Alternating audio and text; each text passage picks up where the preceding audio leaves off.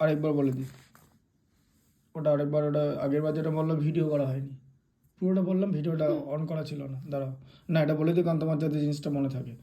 দেখো এই 6 আর 8 এবার আমরা এটা বলবো, ঠিক আছে? তাহলে 305136 একে আমি 48 দিয়ে কি করছি, ডিভাইড করছি। এবার 48 দিয়ে ডিভাইড করছি, তুমি যদি ডিরেক্টলি ডিভাইড করতে চাও তাহলে তোমাকে 48-এর মাল্টিপ্লিকেশন টেবিল মনে রাখতে হবে, যেটা একটা স্টুডেন্টের কাছে ডিফিকাল্ট। তাই আমরা কি করব, 48-কে স্প্লিট করব। তুমি দুটো সিঙ্গেল ডিজিট নাম্বারে 48-কে স্প্লিট করবে, একটা হচ্ছে 6 আর একটা হচ্ছে 8, কারণ ওরা 48-এর ফ্যাক্টর, কারণ 6 আর 8-কে মাল্টিপ্লাই করলে আমরা 48 পাই। তাহলে এই যে বড় যে 6 ডিজিট নাম্বারটা আছে 305136, একে তুমি ফার্স্টে 6 দিয়ে ডিভাইড করবে, ডিভাইড করার পর যে কোশ্চেনটা পড়ে থাকবে সেই কোশ্চেনকে আবার 8 দিয়ে ডিভাইড করবে, তাহলে তোমার টোটাল 48 দিয়ে ডিভাইড করা হয়ে যাবে, ঠিক আছে? এইভাবে এবার 6 আর 8 মানে সিঙ্গেল ডিজিট নাম্বার, তার মাল্টিপ্লিকেশন টেবিল মনে রাখা ইজি, তাই তো?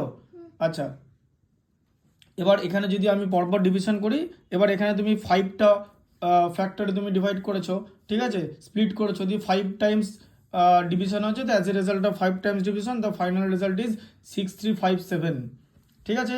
এখানে প্রথমে 2 দিয়ে ডিভাইড করা হয়েছে, 2 দিয়ে ডিভাইড করে পাওয়া গেছে হচ্ছে 152568, এটাকে আবার 3 দিয়ে ডিভাইড করা হয়েছে, ঠিক আছে? আচ্ছা, এই যে 5 টাইমস আছে, ঠিক আছে, এটা তোমার এতগুলো করার দরকার নেই, আমি তোমাকে একটা দেখালাম যে এটা নাম্বার কীভাবে স্প্লিট করা যেতে পারে, ঠিক আছে? সবসময় যে প্রাইম নাম্বার নিতে হবে এটা কিন্তু দরকার নেই, তোমার টার্গেট হচ্ছে সিঙ্গেল ডিজিট নাম্বার। কেন? কারণ সিঙ্গেল ডিজিট নাম্বারের মাল্টিপ্লিকেশন টেবিল মনে রাখা ইজি, তাই তো? এটা আমরা কেন করছি? Just for the sake of easy number, ঠিক আছে? তোমাকে বলে যে 7-কে 7 দিয়ে মাল্টিপ্লাই করলে কত হয়? 49। যদি বলে যে 77-কে 77 দিয়ে মাল্টিপ্লাই করতে, তাহলে তো অনেক বড় নাম্বার হয়ে গেল, তখন 77-এর স্কোয়ার হয়ে গেল। আর যদি 49-কে 49 দিয়ে মাল্টিপ্লাই করতে বলি, 49-এর স্কোয়ার কত? 2401। এবার ওটা তো বড় নাম্বার, তাই আমরা কি করব, 7 ইন্টু 7 ইন্টু 7 ইন্টু 7 করবো, এইভাবে করব। এটাকে বলা হচ্ছে সাকসেসিভ মাল্টিপ্লিকেশন। তাহলে আমরা যেমন সাকসেসিভ মাল্টিপ্লিকেশন করি, আমরা সাকসেসিভ ডিভিশনও করতে পারি, যেটা এখানে করছি। 21-এর দুটো ফ্যাক্টর 7 আর 3, 7 দিয়ে ডিভাইড করবে, তারপরে 3 দিয়ে ডিভাইড করবে, লাস্টে চলে আসবে হচ্ছে 21, ঠিক আছে? হ্যাঁ, তার কারণ হচ্ছে 441টা না 21-এর স্কোয়ার, দেখেছো? দেখো 21 ইন্টু 21-এ 441 হয়, ঠিক আছে? তাহলে 7 দিয়ে ডিভাইড করে 63 আসবে, 3 দিয়ে ডিভাইড করে 21 আসবে। আচ্ছা, এরপরে আছে হচ্ছে 126, ঠিক আছে? 126-কে আমরা প্রাইম ফ্যাক্টরাইজেশন করব, করে কি করব, ফ্যাক্টরাইজেশন করব। প্রথমে এটা দেখো, এটা ইভেন নাম্বার আছে, যে কোনো ইভেন নাম্বারকে আমরা 2 দিয়ে ডিভাইড করতে পারি, তো 2 দিয়ে ডিভাইড করলে আমাদের 63 এলো। যখনই 63 এলো আমি বুঝে গেলাম যে 7 আর 9-এ যায়, 7 ইন্টু 9, তাহলে 2 ইন্টু 7 ইন্টু 9, তাহলে 1512।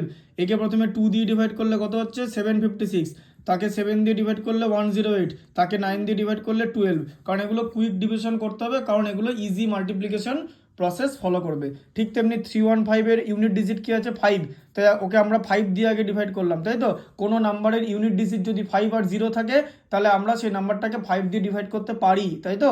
তাই 315-কে 5 দিয়ে ডিভাইড করলে 63, তাকে 7 দিয়ে ডিভাইড করলে 9, তাহলে প্রথমে কী হবে, 5 দিয়ে ডিভিশন হবে, 5 দিয়ে ডিভিশন হলো 1890 হলো, তারপর 7 দিয়ে ডিভাইড হবে 270 হলো, 9 দিয়ে ডিভাইড হলো 30 হলো, ঠিক আছে? আচ্ছা, এরপর হচ্ছে 77, আবার 77 হচ্ছে 7 ইন্টু 11 স্প্লিট করলাম, ফার্স্টে 7 দিয়ে ডিভাইড করলাম, 1694-কে 7 দিয়ে ডিভাইড করলে 242 হয়, ঠিক আছে? বুঝতে পারলে? আর 242-কে 11 দিয়ে ডিভাইড করলে 22 হয়, ঠিক আছে? 77-কে 22 দিয়ে মাল্টিপ্লাই করলে কত হলো? তোমার 1694ই হবে, কারণ 77-কে 20 দিয়ে মাল্টিপ্লাই করলে 1540 হয়, তার সঙ্গে দুটো 77 অ্যাড করলে 154 হয়, 1540-র সঙ্গে 154 অ্যাড করলে 1694ই হয়, ঠিক আছে? এটা আমরা এইরকমভাবে করতে পারবো, কারণ আমি যদি ডিরেক্টলি করতে চাই আমার 77-এর মাল্টিপ্লিকেশন টেবিল মনে রাখতে হবে, যেটা একটা 3-4 স্টুডেন্টের কাছে ডিফিকাল্ট।